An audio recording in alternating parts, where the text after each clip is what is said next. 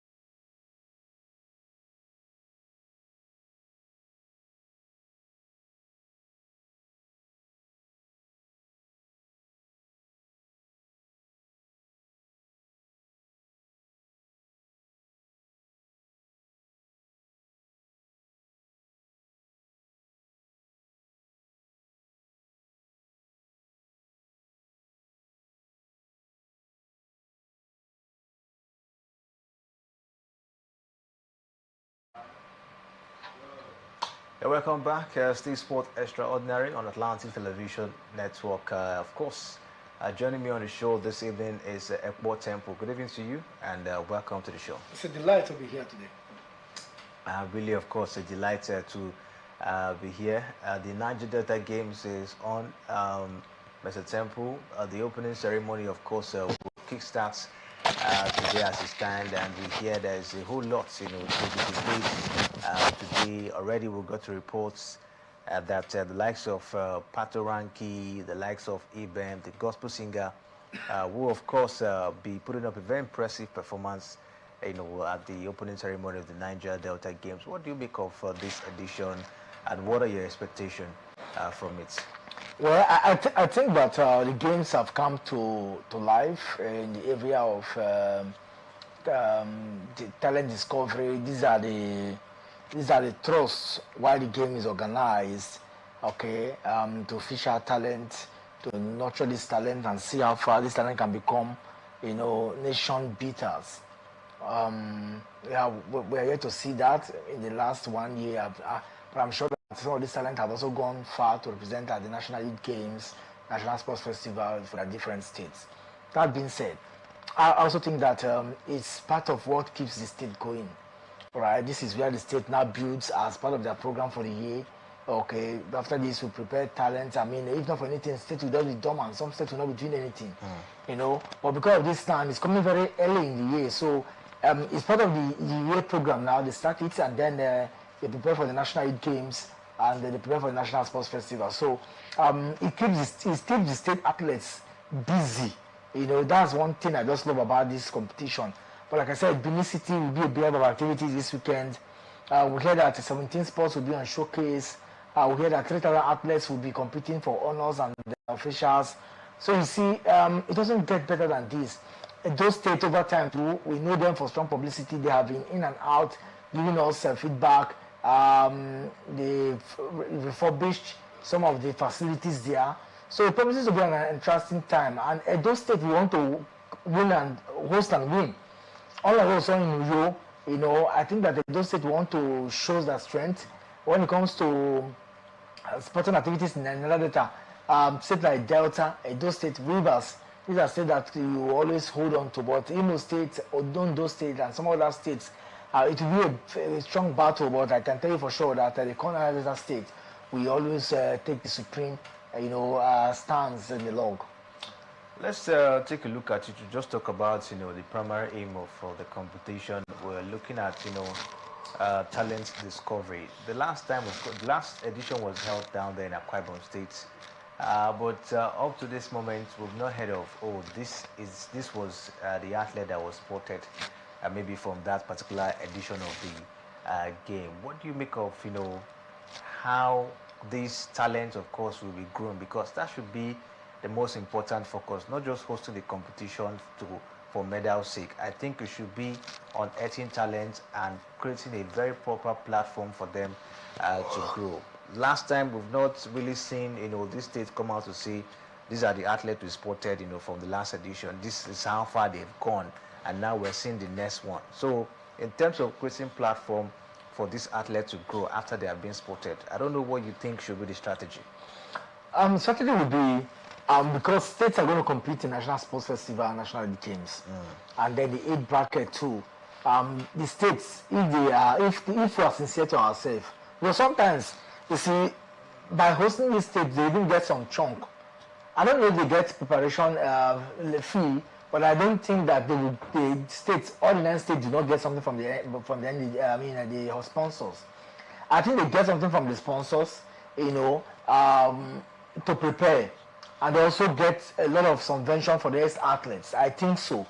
But then you ask yourself, if we take out politics from this and we want to do the real thing, you see that it's easier to nurture this, to spot out these talents, because on the long run, this talent will still represent your state, except we want to go back to hijacking athletes, where we used to know it in the past, especially in the national sport youth games and all that, where talents are being purchased to represent the state.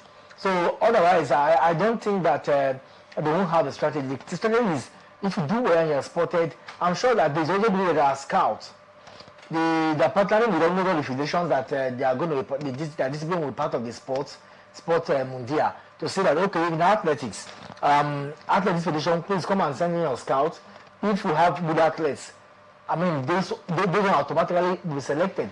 Long jump and all that. So I'm thinking that the intention is, we are partnering we saw them pay a cost visit to the National Sports Commission, and the DG talk with them. So I'm sure they've aligned on the area of partnership to work with the federations that their sporting discipline will be put to test there, so that if there are emerging talents, they can look at those talents and say, okay, which one can we bring in to our camp? Which one can we enhance, to represent us? And don't forget too that sometimes too, state can be very funny. Sometimes too, these athletes, the athletic federation or other people, they might have gotten this number of athletes for the year to sponsor. So sometimes too, athlete scouting and discovery is dependent on the federation. If the federation have a target for, based on their budget, they have target for 5 athletes, and their priority is to push those ones. Like, it becomes very difficult for them to push in. So it doesn't matter the number of programs they're doing. They're not interested to get those athletes to be part of that list because they don't have the working budget for the year. So the finances constrain federations too, because we understand that some athletes have been given grants to prepare for the Commonwealth Games. Now, if it's in athletics, that federation have said that, okay, we have 100 athletes that we have already programmed them for this year, to train them and to calm them to all that. So everyone is coming. It will be difficult to usurp the position of the order. So these are some of the challenges I think that the devils, but in terms of discovery, nothing stopping a federation to go to that place and discover athletes that are doing well, and then nurture them from your state, know how they are faring, give them a sense of belonging, and from there, can tell. So, for me, I want to expect that states too, some states, you can never be sure of what will happen. You may train a girl or a boy in athletics. He goes there, he's not performing so well, but you believe that he can represent us. And then he goes there and come out top. At that level, if you're a state that thinks towards the future, you enlist that athlete to a different grade altogether and start to build it from there. Give them the right support condition them, give them good trainings, and prepare them for other, if it's within the age grade of a national league game, you place him or her and prepare them. But we will take things for granted a lot, and that's why we have challenges. Otherwise, I don't think that these are supposed to be issues at all. All right, so keep our fingers crossed. Niger Delta games upon us, and we'll see how this one, of course, will go down. Edo State's really ready to, of course, get the job done. Let's talk basketball. As former NBA star Olumide Oyedeji has called on Nigeria's Lagos legend to prepare for a difficult campaign ahead of the 2026 Basketball African League, warning that the continental competition would test the team's resolve. The vice president of the Nigerian Olympics Committee described the bar as a unique and highly demanding competition, warning that the Marktown Flyers must significantly raise their level of preparation. He added that the team needs strong preparatory matches, experienced players, and complete commitments on the court to compete effectively against Africa's top clubs. Basketball Africa League 2026 will begin on March 27 in Pretoria, South Africa, before moving to Rabat, Morocco, and concluding in Kigali, Rwanda on May 31st. Temple, the Basketball African League is very close, just by the corner. Next month it is. I don't know what you make of this one. Lagos legends are the ones to represent the Nigerian Basketball Federation. In fact, to say represent Nigeria, at this point in time, and Oyedele is saying that they should be prepared. They should be, be more ready, for the competition this time around. I don't know if you've possibly been monitoring things, about Lagos legends. How prepared are they, to represent the country in the Basketball African League this time? I don't think we've heard much about them, but by this time we're supposed to be hearing much. Each of the team I'm really hearing much of is River Supers. We've not heard much about the preparation of Lagos Legends. If a team is preparing, naturally, even if they don't, even if it dodges from paying news houses, and there's a way news firms locate them and still get the best from them. Okay, but I don't think that has been said. One thing is, I'm sure they're doing it internally. You have 5 players to get. All we hear that 12 countries will be participating in this particular one. We have I think it's just 2 conferences. We have the Kalahari and the Sahara Conference this time around. They will, by next month, to the 7th of next month, they will travel to Pretoria to play their games, and then the teams will play themselves. It's going to be a round-robin encounter, and then the teams that qualify will now travel to Morocco in May, to prepare them from there to the BK Arena in Kigali. So, you see, it has been structured in such a way that it allows for proper planning. You have 5 players, external players that you can get to beef up the team.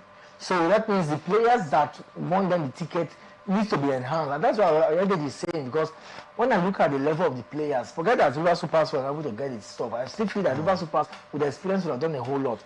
For them, the battle will not be the experience, because experience counts. At the level of power, when you play the Egyptian team, it's no business at all. It's not the one you used to know. It's not the same level. You play hoops and read here. It's not the same level. You have to be at your very best. And I think that they have good coaches.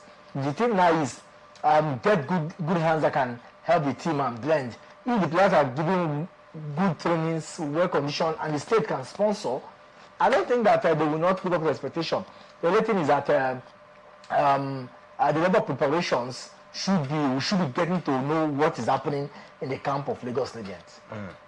A whole lot to look at for Lagos Legends. Are they really ready, for the Basketball African League? Maybe in the coming days, we'll try most kind, of course, to get a report, from the camp of Lagos Legends and see how far, they are preparing for the Basketball African League at this time around. Let's talk tennis on the show. It's going to be Carlos Alcaraz against Rublev, in the Dubai Championship, this time around.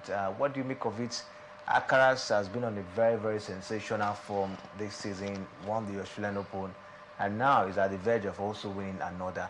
Against Rublev, you think it's going to be a roller coaster ride for Carlos Alcaraz? No, it will not be.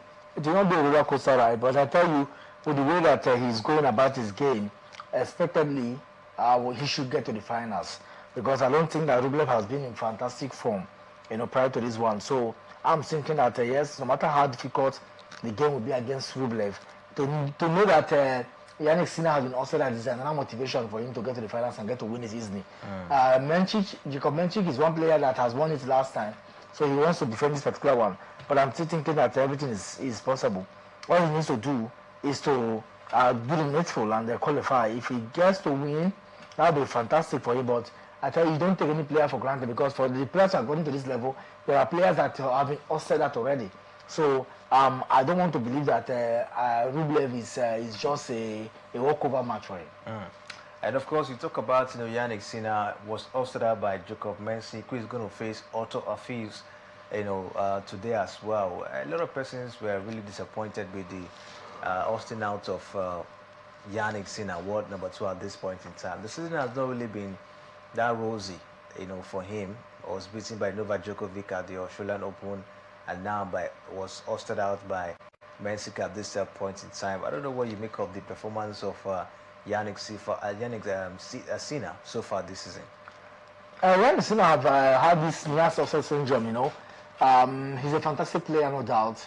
But the killer instinct, in that game that he lost yesterday, he did his best to win. He got the second set, but that was not enough, to take him to the next level, and that's unfortunate for him, because when you play at this level, you don't have to take anything for granted. I think that he took his players for granted. I'm also thinking that when he went against Alex Popperin, 6-5, 7-5, that game was a very tough one for him. But little did he know that the player that is going to play next, Jacob Menchik, is a fantastic player. He's there to drop a set in this particular one. He's the defending champion. So I'm sure that also did not. That troubled him a little. And that game yesterday, I think that if he had displayed, if he had shown a very good strength, to keep pace with the way the game is played, that would have been fine. So for me, I'm just, I don't keep my finger crossed to that one. He lost the first set in tiebreak, won the second set, but that was not enough, because if he had gone one step further, it would have been maybe somehow easy for him. But the problem has always been getting the first set. When you lose the first set and you struggle in the second set, even if you win it, the player that won the first set still believes that he has a lifeline. That's where the problem comes. So it's just one of those things. I don't think that he has played badly, but the fact is, the more you keep losing at this level, the more the fear factor, is taken away from you. Players can now see that you are not impossible to beat. They see you as they can easily defy you. That's what it means. For like Alcaraz that has not been beaten, he's gone 10 matches now unbeaten so far in 2026. That's a fantastic record. Before now, he himself has gone 23 matches and he has not lost. I'm talking about Sinner. Now that he has lost to Novak Djokovic, he has lost to Jacob Menchik, it now shows that, come on, any player can still beat you on a good day. So that's just the thing, but he's been a fantastic player. I just think that he's not had the opportunity to really live up to expectation. Or maybe, players sometimes, no matter how good, even Alcaraz too, at some point he struggled. Maybe he's also facing his own time too. Sure. Maybe he has to look out for a different coach altogether. Maybe there's something he's not doing. Just maybe. Because when you get closer, like Arina Sabalenka, how do you tell that you lose back-to-back finals? So maybe there's something you're not doing well, that you need to be focused, or something is distracting you. All these things can be psychological, it can be emotional, it can be tactical too. But he needs to look at it, because with the way Alcaraz is going, 2,000 points has been taken away from him in the Australian Open. If you get this one again now, that is 1,000 points. Sure. So you see that the guy will be building his points. And no player don't, at this level, you understand, there's a lot that comes to being a world number one. If you're world number one, apart from getting easy draws, you also get fundings, get brandings. So there are top games. Your face will be in your image right is built naturally. So a lot of respect that comes with this. So I don't think that you just want to leave it like that. He does not care. He's not Novak Djokovic that does not care about being world number one. All right, let's see how it goes. At this point in time, where we wish Shakara the very best. Can he also get this one? We'll keep our fingers crossed, on that. But it's time to bring you the latest coming from football as we start with the Nigerian Premier Football League. It's going to be another exciting weekend as we see Warri Wolves against Barrow FC, Wiki Tourists, Olokons against Remo Stars. We see Casino United against Enugu Rangers, Kano Pillars against Ekanami Warriors. It's going to be Nasarawa United against Bender Insurance, and Kun Khalifat Olokons against Niger Tornadoes. And it's going to be an interesting one, of course, this time as Rivers United will welcome Eyimba Football Club, a struggling Eyimba side. It's going to be Ikorodu City against Bayelsa United. We'll see the likes of Abia Warriors against Kwara United, and Plateau United will lock ons against Shooting Stars. And one of the game that people want to, of course, put their eyes on will be Rivers United against Eyimba Football Club. I don't know what you make of that encounter. Rivers United, they just came back from getting a point away from home against Kwara United, and now they'll be welcoming Eyimba Football Club, who have been struggling. I don't know how you see this one panning out this weekend. Yes, you're right, and I think that it will be a very cagey encounter. Eyimba themselves, anytime the both sides meet, it's not always going to be an easy battle. So maybe we're going to see another tough battle again between the both sides. But for Rivers United, their points always win at home. The problem of Rivers United is not it's not the Nigerian Premier Football League anymore. God, I don't see anything beating them. And when I say I don't see anything, it's not that they will not lose their games, but losing at home, this season I do not see. The worst that will happen is a draw. The worst, if you are too good, the worst that you can get from Rivers United at home is a draw. So anybody with their fragile nature as it stands now, I don't even think that they will stand the opportunity. The only problem with Rivers United is that they don't score goals. They don't score goals, so that might also be an undoing. But for anybody to come to Rivers United at this point, with all that is happening around them, although this one game to change the narrative. This one game, Rivers is a big team. Yeah. So anything can happen. But I still feel that with the way Rivers United is going, I think that they will get all the 3 points at home. Ikorodu City looking very good. I think at the top of the table. Can they get the job done against Bayelsa United this weekend as well? Bayelsa United themselves, they've not been very fantastic. They drew at the Samson Siasa Stadium, last week, and I think that they have to find a way, reading to go outside and win. Ikorodu City is reunited. Whatever. They are very prepared right now. They are going to play at the Mobile Johnson Arena. That's a tough. And Lagos fans begin to understand that, come on. Just maybe another Western or Southwest team might just win the league.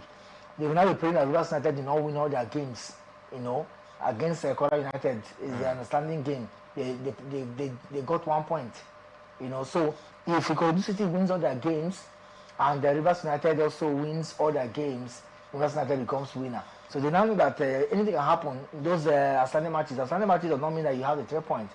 So that's what they tell themselves. Right now, let's continue to enjoy. What's worse, to pick a contender ticket. Yeah. So I think that anything that comes at home now, we have to do everything possible to get to win those games.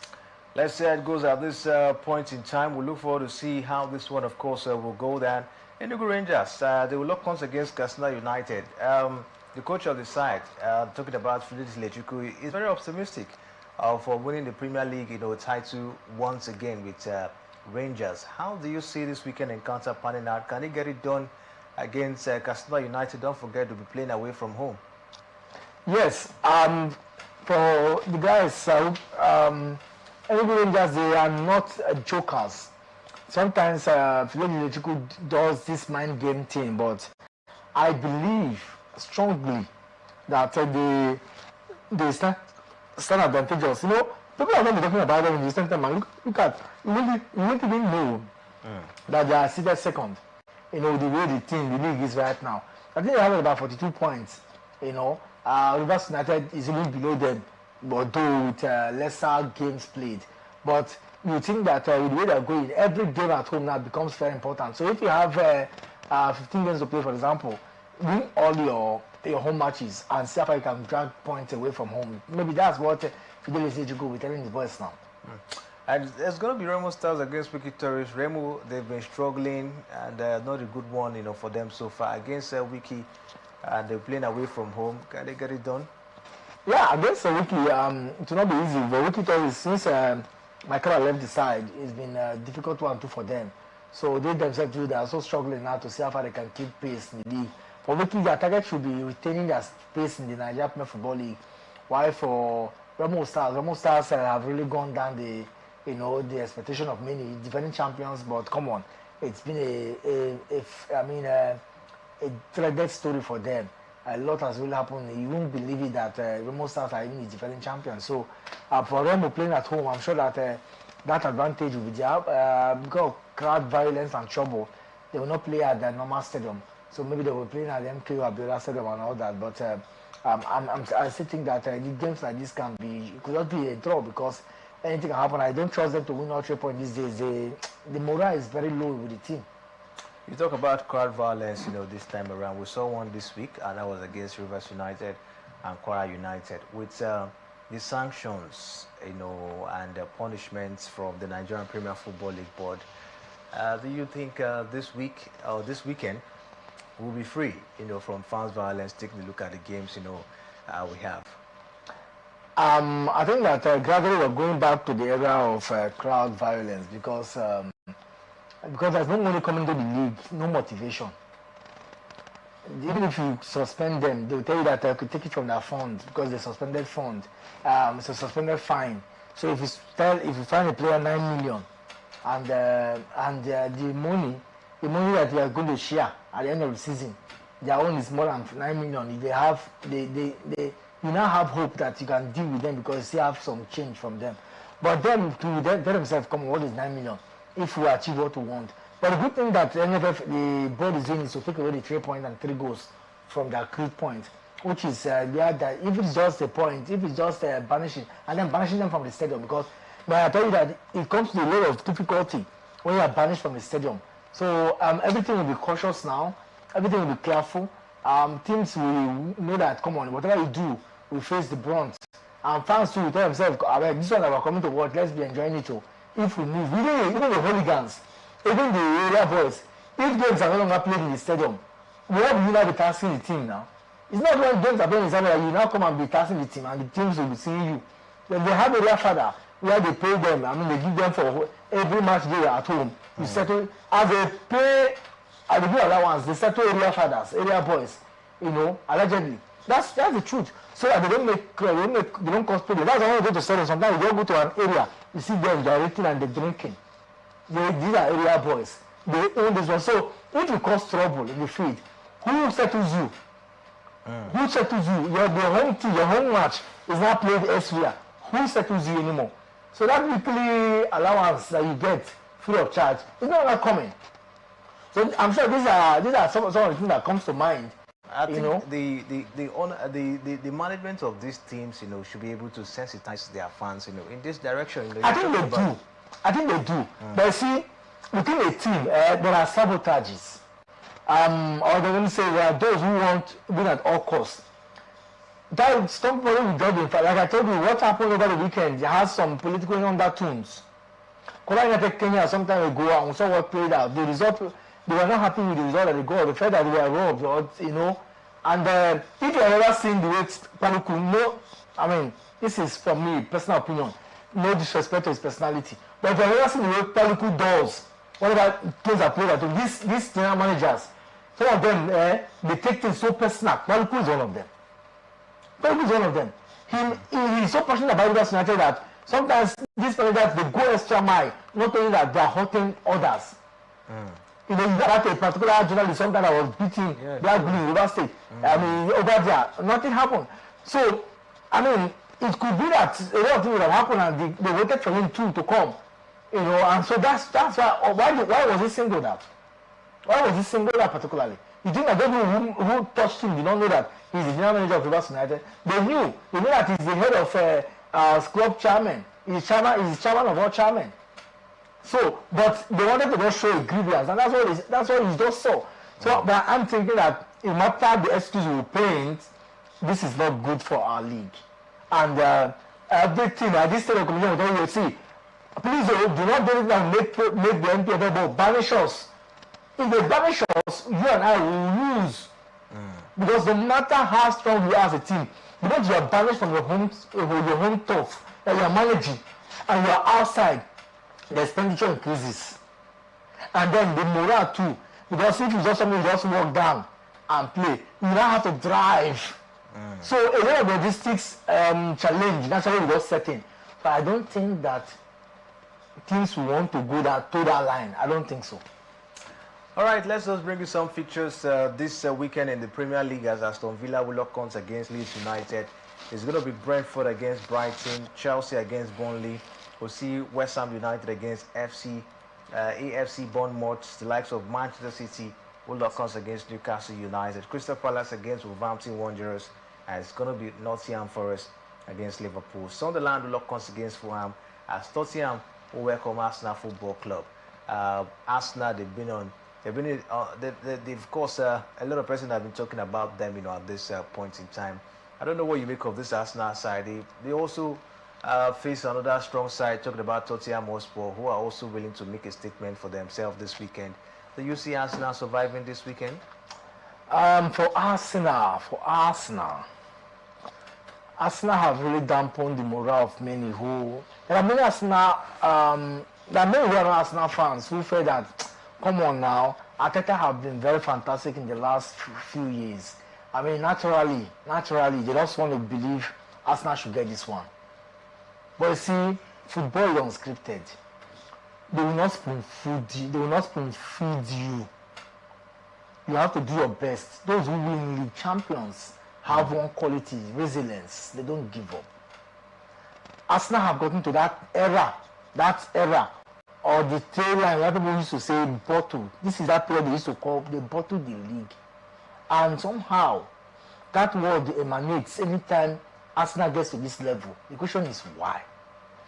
So Arsenal needs to tell themselves, you not say you don't have, yes, you are competing in all front. There are teams that have also won the league in the last 4-5 seasons. They also competed in all front, Liverpool, Manchester City and all that. So you need to tell yourself, what can I do? Why are we losing it? Why can't we go clean sheet? Yeah. Because Arsenal is reputed to be the best defensive side. But in the last 1 month, they've been conceding unnecessary goals. So the question is, what is happening to your defense? Yes, we know that injury concern, but nobody cares. If you don't win the league, nobody cares about injury concern because you had opportunity. So if you know that you have injury concern, why not get more players? I know that the recurrent expenditures of clubs in the English Premier League is so huge that added costs cannot be entertained, or may not be entertained. But you see, a side I want to revitalize. It doesn't matter if you have the same wing, 2-3 players, just because you want to miss something. It doesn't matter. What matters is that you don't have any excuse to give. So if you have injury, you're competing up front. Today we see Henkamp doing so well, even when California is not there. That's how it should be. So Arsenal, they have to struggle. They have even if they win and Manchester City wins, cut off their point to 5 or 3-2. The 2 points tell us that we will not lose our games again. It's still possible. Travel away to Etihad, pick a point here. It's still possible. So you see, if Arsenal is desirous, you can go 10 matches and say we will not lose game. You cannot bet Manchester City not to lose one game at least. Yeah, true. You cannot bet it. But at this point now, it is more difficult to bet on Arsenal not to lose 2 games. It's more difficult to bet on Arsenal and Arsenal will not lose. It's not possible because morale is down. So Arteta needs to do something to re-engineer the players, and the more players are not getting because you need goals. I don't know, you need goals. It's not pamper, you need goals so that you can beef up the squad. That's the only way. Goals motivate. So if your defense is having issues, then come and go. That's what Manchester City does. If the defense is not too strong, they have players that can get the goals for them. That settles it. Yeah, true. All right, so let's see how it goes. Manchester City will also lock horns against Newcastle. So we'll see what comes up. The title race in the Premier League really getting heated. At this point in time, will Arsenal survive the pressure? We'll keep our fingers crossed, going forward. But at this point, this is where we'll call it a wrap on the show. I'll be back tomorrow For sports personality, 7 a.m. Of course, sports personality will come your way, and for by 6 p.m. We'll of course make a return with another bomber edition of Sports Extraordinary, as I will bring you the latest revolving around the beautiful world of sports once again. Special thanks to Temple for doing justice on the show. You can go down to our different social media handle: Facebook, Instagram, X, and YouTube. The conversation continues right there. My name is Kingsley Manuel. Thanks for watching.